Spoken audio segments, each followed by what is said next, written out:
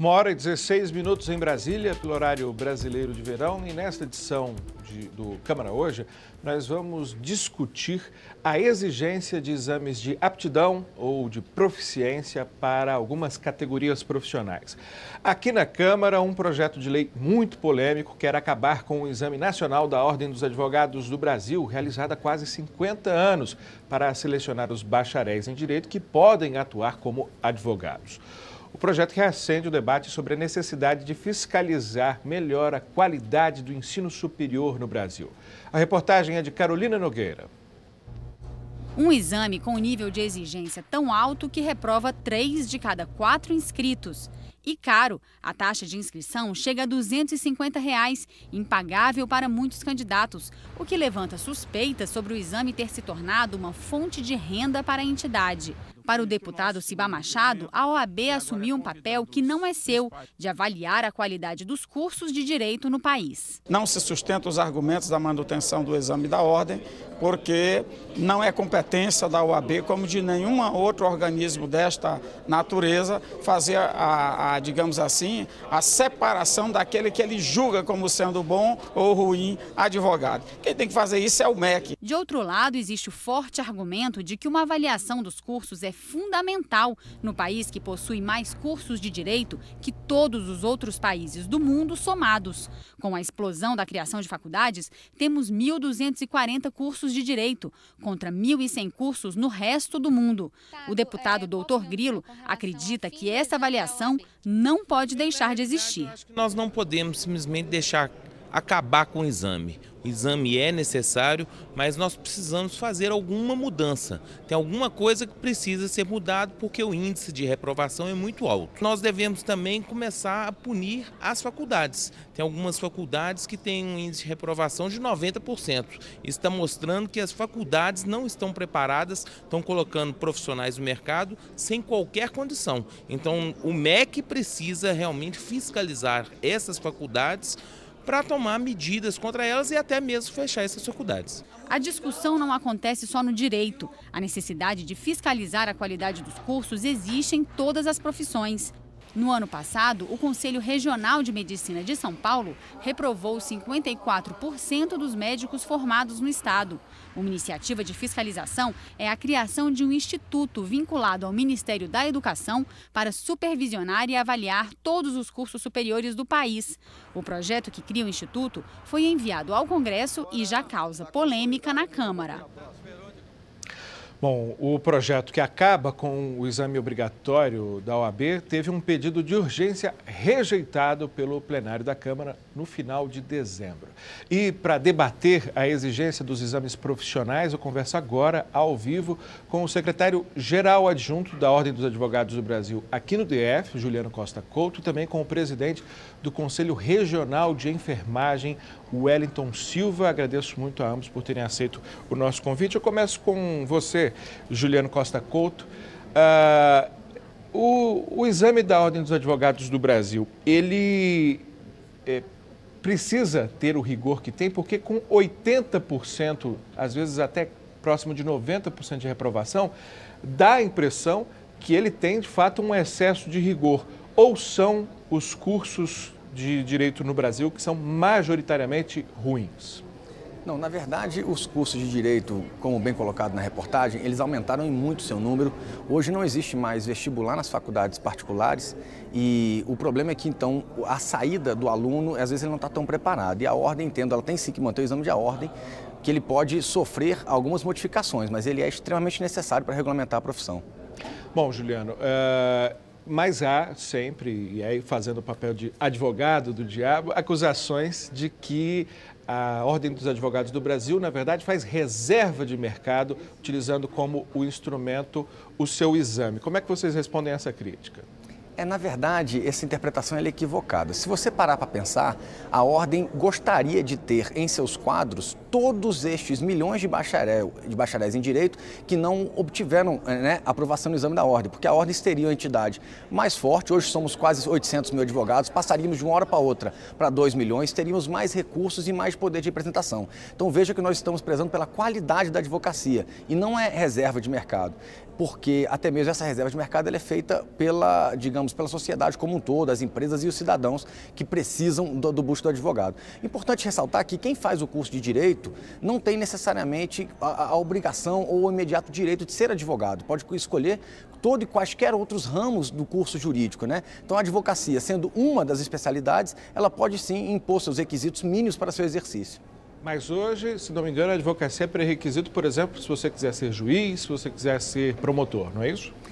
Não necessariamente. Você aqui mesmo na Câmara dos Deputados, dependendo do órgão, na entidade ou setor que você estiver lotado, se você praticar atos vinculados ao exercício da advocacia, inclusive pareceres e tal, sem estar inscrito na OAB, atos jurídicos, inclusive administrativos, você preenche o requisito do tempo mínimo de contato com a profissão, com a prática profissional, e aí sim você pode fazer diversos outros concursos. E a OAB trabalha ou apoia a ideia de que esse modelo que é utilizado hoje na OAB seja estendido a outras profissões? Há várias profissões que têm conselhos pleiteando os seus exames de proficiência. Eu lembro que a OAB foi uma apoiadora, por exemplo, da criação do Conselho Federal de Jornalismo. Nós, jornalistas, não temos um conselho deontológico, um órgão como vocês têm. A OAB prega que esse modelo seja expandido para outras profissões?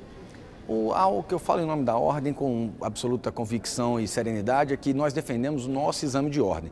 Agora, em relação a outras profissões, óbvio que entendemos isso como conveniente, mas dentro do respeito das liberdades individuais de cada um dos segmentos, das profissões, entendemos que elas mesmas podem e são capazes de se regulamentar. Gostaria só de fazer um rápido registro de que, ao contrário do que o deputado Ciba Machado disse, a Ordem tem sim a função essencial nela, prevista em estatuto, de fiscalizar sim as faculdades de Direito, mas ainda quando o número delas aumentou em muito. Então, a controle da qualidade do ensino jurídico é uma das funções da Ordem e ela tenta exercer isso também um pouco com o resultado do exame da Ordem. As faculdades que não logram êxito podem ser fiscalizadas com maior rigor. Estamos conversando com o Juliano Costa Couto, que é o secretário-geral adjunto da OAB aqui no Distrito Federal. Juliano, peço sua licença um minutinho para que a gente possa conversar com o nosso outro convidado, o Wellington Silva, que é o presidente do Conselho Regional de Enfermagem aqui no Distrito Federal. Wellington, o Conselho Federal e o Conselho Regional e os conselhos regionais pretendem trabalham para que o modelo utilizado na OAB de exame de proficiência também passe a valer para os trabalhadores da enfermagem, não é isso? Sim. O Conselho Regional de Enfermagem entende que, como nós lidamos com vida, né, e um erro do profissional de enfermagem muitas vezes leva a pessoa a óbito, à morte ou causa sequelas muitas vezes irreparáveis, nós acreditamos sim numa prova, mas acreditamos que essa prova seja usada também para questionar a fiscalização do MEC e da Secretaria de Educação, porque o Conselho Regional de Enfermagem tem 3 categorias distintas, que é o enfermeiro, que tem graduação, que a supervisão seria pelo MEC, e os cursos técnicos, seria o técnico de enfermagem e o auxiliar de enfermagem, seriam a função da Secretaria de Educação. E o que a gente tem observado é que esses cursos estão crescendo muito, e se observa só o lucro e esquecem de ver que esses profissionais que estão sendo formados vão lidar com vidas. É tanto que o Conselho Regional de Enfermagem, uma iniciativa dele, ele colocou desde o dia 1º de janeiro que os novos profissionais de enfermagem façam um curso de uma semana e no último dia tem uma prova.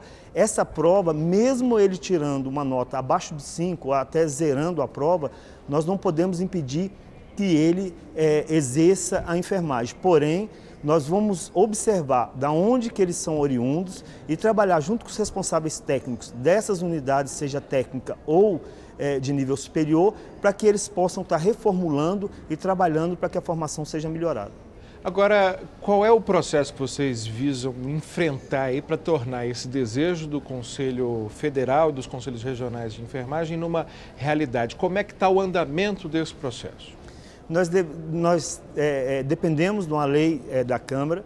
A lei do nosso exercício profissional não prevê esse curso, diz que são enfermeiros, são auxiliares de enfermagem, são técnicos de enfermagem, os portadores de nível do diploma das respectivas categorias. Então, hoje nós não temos uma lei que nos autorize a aplicar a prova. Nós dependemos de uma lei do Legislativo, né, sancionada pelo Executivo e do próprio Ministério da Educação. Como é que fica a situação de quem está trabalhando já nessas áreas, Wellington?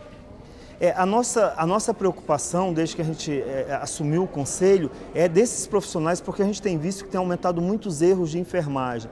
E esses erros vêm aumentando à medida que vai se aumentando o número de escolas que oferecem demasiados cursos sem ter condição de oferecer esses cursos. Então, o que nós vamos tentar fazer enquanto conselho, que deveria apenas fiscalizar o exercício profissional?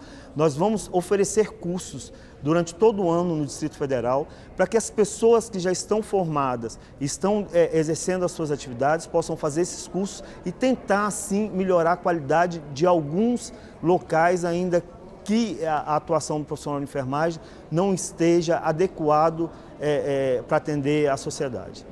Bom, agora eu quero fazer uma pergunta para os nossos dois convidados, para ambos, para o Juliano Costa Couto, que é o secretário-geral adjunto da OAB aqui no DF, para o Wellington Silva, que é o presidente do Conselho Regional de Enfermagem, que é sobre um aspecto que também sempre levanta muita polêmica, muita crítica, que é o custo, não só de pagar já a anuidade dos referidos conselhos, mas também pagar por essa prova, que em geral é caro, se não me engano, a inscrição na prova da OAB custa algo em torno de R$200, me corrija se eu estiver errado, Juliana. Há muita crítica de que os próprios conselhos que têm status de autarquia, né, são órgãos públicos em um bom sentido, são formas de tirar dinheiro dos trabalhadores, especificamente também essas provas. Como é que vocês respondem a essa crítica, que é cada vez mais comum, principalmente aqui na Câmara dos Deputados, dos grupos que são contrários à aplicação dos exames? Começa pelo Juliano. Primeiro, a arrecadação do exame da ordem ela não é destinada à ordem, né? Quem executa hoje o exame de ordem é uma empresa separada, se não me engano, a Fundação Getúlio Vargas, porque unificou-se o exame em todas as unidades da federação. O primeiro aspecto é esse. Então, não é arrecadatório, esse argumento é falacioso, data máxima vênia. Num segundo aspecto, importante registrar que aquele que comprovar a sua necessidade jurídica de carência econômica para fazer a prova, ele tem a isenção de sua inscrição deferida, né? Desde que comprove, sim, a sua necessidade. Esse seria um aspecto indispensável. Então, quer dizer, não há essa sana arrecadatória. O que quer nos parecer é que, às vezes, o movimento deste contra o exame da ordem, ele se vê muito fortalecido com o apoio de faculdades que não preenchem os requisitos de qualidades técnicas educacionais, como bem registrou o presidente do Corém. Juliano Costa Couto, secretário-geral adjunto da OAB-DF, e agora a resposta do Wellington Silva sobre a questão do custo dessas provas de proficiência. Sim, esse curso que nós estamos dando em Brasília é gratuito para os profissionais, novos profissionais de enfermagem. Nós acreditamos que a primeira prova deva ser gratuita, bancada pelo Conselho.